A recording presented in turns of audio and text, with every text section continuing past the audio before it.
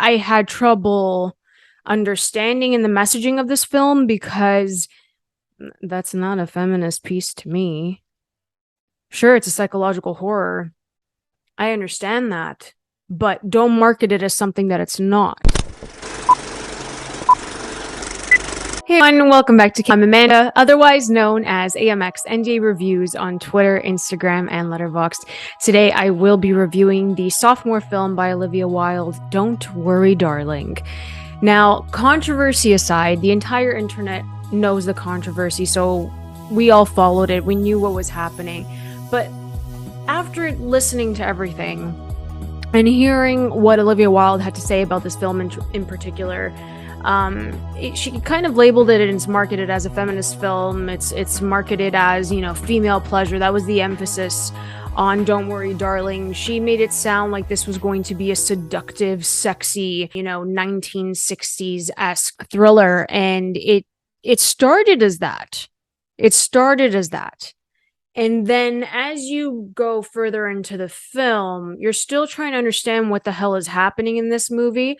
And then that's saved for the final 20 minutes. Now, this review will be spoiler filled because the only way I can talk about this and why I'm kind of upset with the messaging is if I, tell you what the concept is in my own words, because it just doesn't translate well into a feminist piece as what she was hoping for. I think that there are many issues with the script, and that's the main reason as to why things didn't really connect.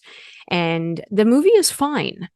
It's fine. It's a solid film from Warner Brothers. If Florence Pugh was not Alice in this movie, I think it would have been way worse than it already was. So essentially, there's this place called Victory, and Chris Pine, who plays Frank, is the leader and has developed this sort of technology, to keep them in this like safe little bubble where there's rules, you're conditioned to act a certain way.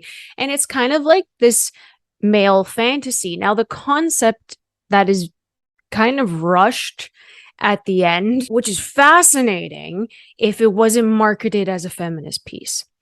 And that's where it would have been more horrific knowing that this was done. So being in Victory, you're essentially in a virtual simulation.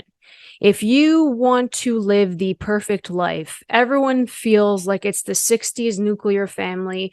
That's where you have perfection. You have a housewife, she cooks, she cleans, she has sex with you whenever the hell you want. When you come home, she has a drink prepared, she kisses you in the morning, and it's all very like perfect. White picket fence, picture that. That's what this fantasy is in Don't Worry Darling. So Harry Styles' character Jack, in the real world, because Victory, the world that is created, is a simulation. It's not real.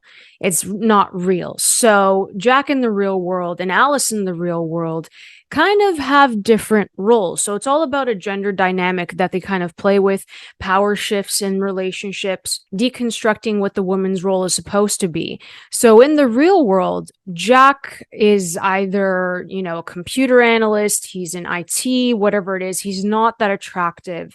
And Florence, who plays Alice, is a doctor. She's a surgeon. She has to go to work. She's working these long hours to support, the family and all of that. And she's working and she loves to work, where Jack kind of feels neglected by the fact that she's not treating him as a husband. She's not treating him as he would want to be treated. He wants to be served and loved and kind of like looked at, like pay attention to me type of thing. So he manipulates her and takes her against her will into this virtual simulation that we find out at the end of this movie. And she's kind of like, she's strapped to the bed. You can kind of tell that there was some force used to get her onto the bed and then put these, lenses. There's like these steel rods that, kind of like a Clockwork Orange type of thing where they're keeping their eyes open. And there's a scanner and it's projected onto the ceiling of their bedroom. And you're entering this virtual, simulation. So that's literally the last 20 minutes of the film. And it's confusing because that's not right. That's not consensual. So you're still violating said woman. And that's what I had an issue with, because if she's in a simulation and there are, There's like sexual moments, very intimate moments. She's doing all of that against her will. It's not consensual in the virtual world. And she's kind of like held down and strapped and kind of like abused, really, in the real world, just for him to get his perfect life, where he's so attractive, he has his British accent, he's like working. And that's the 60s, conditioned lifestyle as to what men would want, in control. He wants to be in control. And that's what we see in Don't Worry, Darling. So that's what I had trouble understanding in the messaging of this film, because that's not a feminist piece to me. Sure, it's a psychological horror. I understand that, but don't market it as something that it's not. So Olivia Wilde, she tried to direct her actors with a script that really was faulty from the very beginning. It's a very slow film. It's not a slow burn. It's just a very slow film that has themes throughout that don't tie together in a nice little bow at the end. What would have worked, essentially, was trying to find that twist, in the middle of this, which, Florence Pugh's Alice tries. She tries, and we're trying to piece everything together. There's some avant-garde moments, the really, like, jarring edits that, show these projections that she sees, but it doesn't make any sense. So you're seeing that her psyche's kind of breaking, but we don't know why. We don't know if it's a glitch or a simulation like that early on. We're just thinking that she's in a world that's controlled, but I had no idea that it was a simulation. Is it shocking? Sure, but don't wait until like 20 minutes and then you're rushing to tell the audience what's happening. I think that it would have benefited from the twist being placed in the middle and then it running simultaneously, so you see both worlds instead of rushing it towards the end. Because then you're leaving your audience in a state of confusion that once you get to the twist, you want to stay with the twist longer. You want to understand the concept a bit more. And that's where it falls apart. It's a solid film. It's an interesting film. If Florence Pugh wasn't the superstar that she is, this would have gone a totally different way. Also, I think that the drama with Kiki Lane and her character as well, I think that if we got a little bit more of Margaret, which is her character's name in the film, that would have been a bit easier to understand instead of cutting all of her scenes and kind of throwing it away.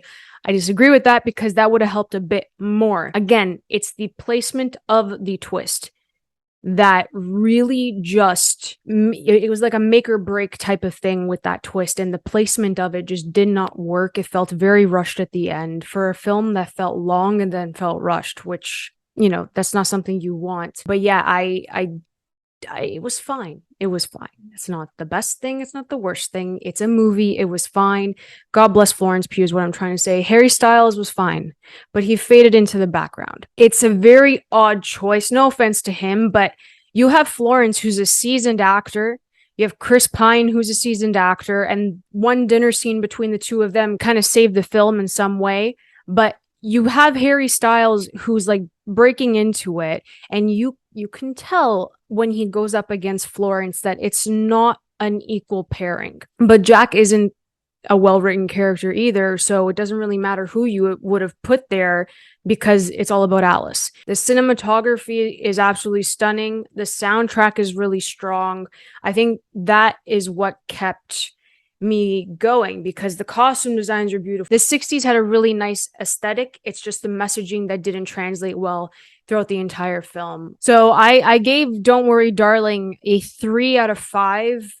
Kind of want to drop it to a 2.5 out of 5 after talking about it with you guys here today. So it's a good psychological thriller. There's hints of like Suspiria, Stepford Wives, stuff like that. I felt a little bit of like, even downsizing. It feels like certain scenes were pulled from each of them, especially Suspiria. And when you watch it, you'll understand why I kind of saw Suspiria in Don't Worry, Darling, but it's fine.